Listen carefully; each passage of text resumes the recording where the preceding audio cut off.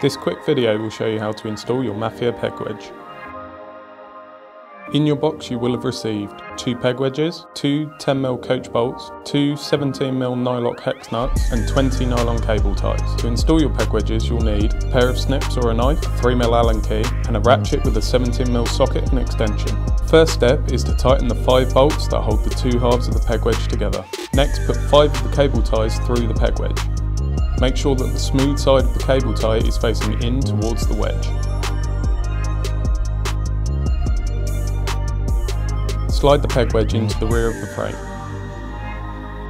Make sure that the tubes are sitting firmly in the V of the wedge.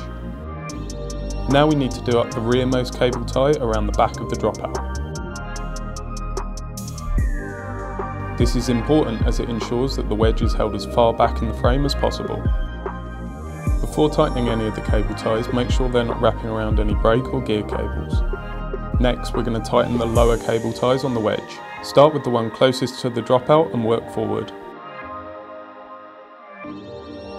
Once the lower cable ties are done up, proceed to tighten the top cable ties. Again, start from the dropout and work forward. With all your cable ties now tight, trim off the excess. Rotate the head of the cable ties to the inside of your frame.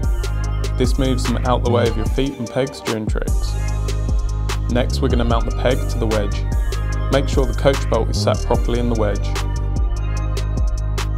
The square section of the bolt will sit in the square recess on the back of the wedge. Remove the nighlok hex nut. Slide the peg over the bolt. If you're using the Mafia wheelie pegs, make sure you've installed the flush fit 10mm adapter.